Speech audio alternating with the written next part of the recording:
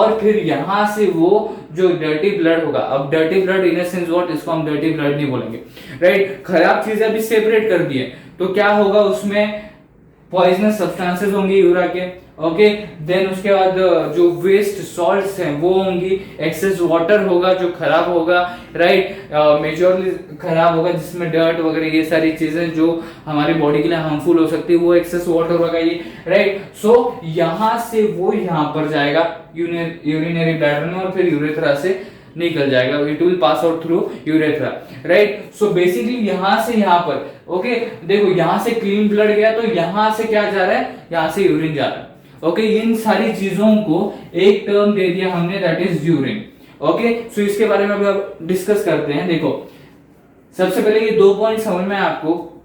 That is renal artery से dirty blood आया, okay. Dirty blood क्यों बोल रहे हैं, बेसिकली देखो यहां पर भी ऑक्सीजनेटेड ब्लड है, यहां पर भी ऑक्सीजनेटेड ब्लड है, मतलब क्या, यहां से जो डर्टी ब्लड आया वो भी ऑक्सीजनेटेड ब्लड है, यहां से जो क्लीन ब्लड गया वो भी ऑक्सीजनेटेड ब्लड है, बट यहां पर डर्टी क्यों बोल रहे हैं, इसको हम टर्म क्यों दिया इसको डर्टी ब्लड, दैट इज इसके अंदर वेस्ट है, मेटाबॉलिक वेस्ट है और बाकी के वेस्ट है, जैसे एग्जांपल मैंने आपको दिया,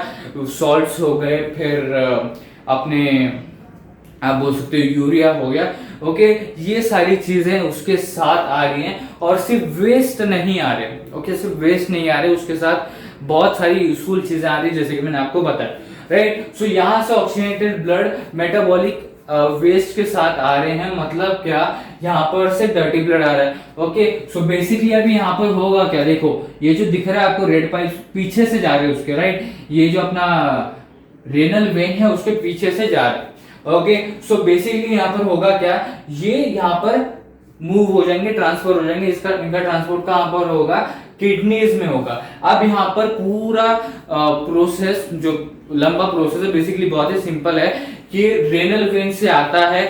फिर ट्यूब्यूल्स में जाता है, first filtration, second filtration, reabsorption वगैरह ये सारी चीजें होती हैं, और फिर जो अच्छी चीजें हैं वो क्लीन ब्लड के थ्रू क्या हो गई, अभी रेनल वेन के थ्रू चली गई, ओके। रेनल वेन के थ्रू चली गई, अब जो बाकी की खराब चीजें सेपरेट की अच्छी चीजों के थ्रू,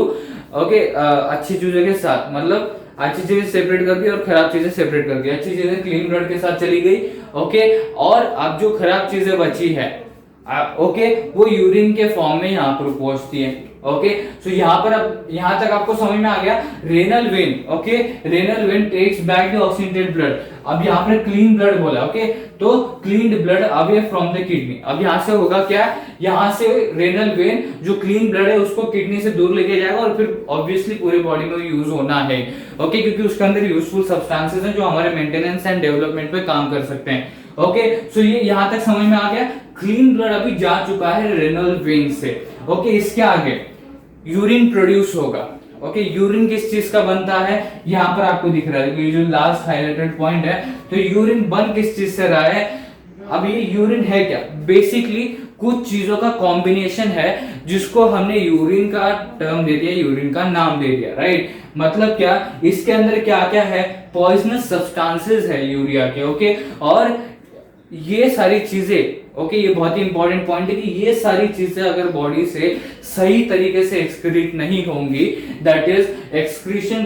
प्रॉपरली नहीं होगा, तो फिर उससे रिलेटेड प्रॉब्लम्स भी आ सकती है, जैसे कि हमने यहाँ पर डिस्कस किया, राइट, क्या क्या प्रॉब्लम्स आ सकती हैं, और भी कई सारी प्रॉब्लम्स, सिर्फ ये 3 चीजें नहीं है, और भी कई सारी प्रॉब्लम, जैसे कि मैंने बोला पूरे बॉडी को टारगेट करता है, सिर्फ कुछ स्पेसिफिक पार्ट्स को टारगेट नहीं करता, राइट। सो देखो अब यूरिन प्रोड्यूस हुआ किडनी में, अब वो कैसे प्रोड्यूस हुआ, फिल्ट्रेशन वगैरह सब कुछ हुआ, तो ये फिल्ट्रेशन वगैरह जो है वो हम स्पेसिफिकली और डिटेल में और डीप में जाके हम समझने वाले नेफ्रॉन केस में, जैसे हमने बात की थी, राइट। सो यहाँ पर अभी यूरिन प्रोड्यूस हो गया, okay. So urine produced in the kidney passes through ureters into the urinary bladder, okay. तो देखो अब ये जो आपको बोला था मैंने, ये जो ट्यूब यहाँ पर जुड़ा हुआ है किडनी से, ओके, ये कहां पर ज्वाइन करता है, यूरिनरी ब्लैडर में। तो बेसिकली यहाँ पर हुआ क्या, यहाँ से डर्टी ब्लड आया, क्लीन ब्लड यहाँ से गया, ओके, क्लीन ब्लड यहाँ से गया, और जो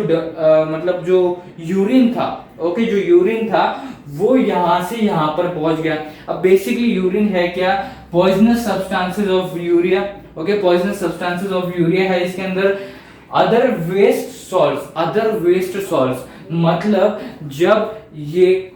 खून आया था, ऑक्सीजनेटेड ब्लड आया था, राइट, यहाँ पर क्या बोला गया, यहाँ पर ध्यान से देखो, ये देखो अदर बोला गया, अदर वेस्ट सॉल्ट बोला गया, मतलब क्या,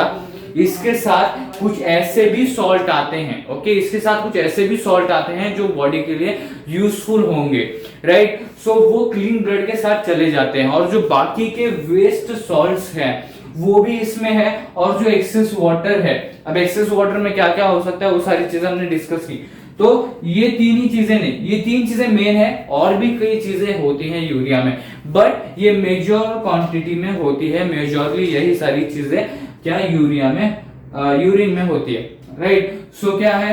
यूरिया के पॉइजनस सब्सटेंसेस, सॉल्ट के वेस्ट प्रोडक्ट्स या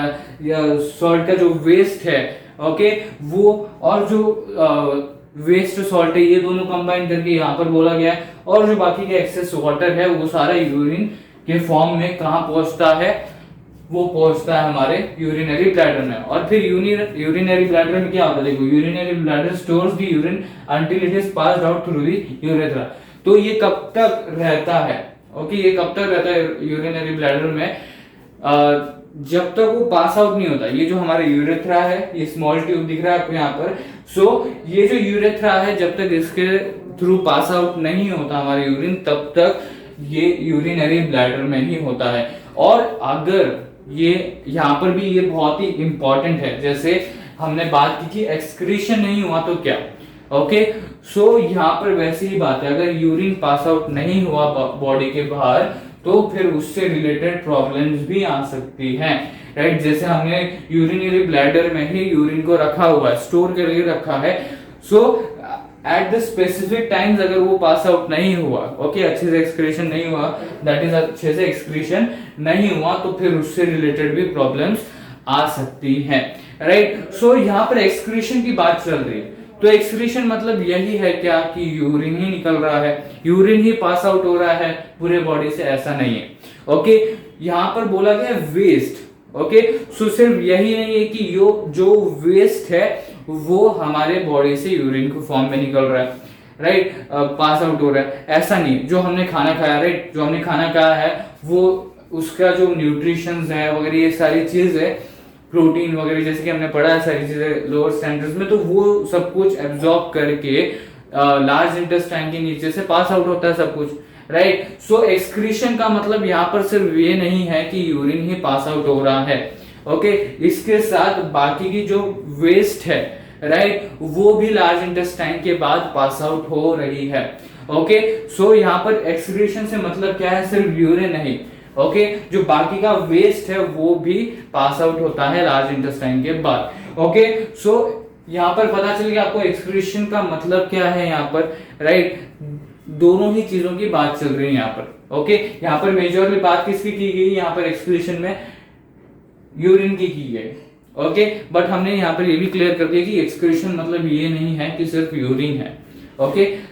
सो ये था हमारा एक्सप्लेनेशन पार्ट, राइट, ये हमने पहले डायग्राम देख लिया और फिर ये सारी चीजें देख ली, यहाँ तक हमने जो तीसरा पॉइंट था, हमारा थर्ड पॉइंट था, वो सारे बेसिक पॉइंट है जो हमने लोअर स्टैंडर्ड्स में पहले भी पढ़ रखे हैं, एक तरीके से रिवाइज किया हमने, और उसके बाद चौथे पॉइंट से हमने बेसिक पॉइंट्स के थ्रू जो पूरा एक्सक्रीशन का प्रोसेस है वो कवर कर लिया है, तो इसी के साथ हमारा एक्सप्लेनेशन पार्ट यहाँ पर कवर होता है। अब बढ़ेंगे रिकॉलेशन की तरफ।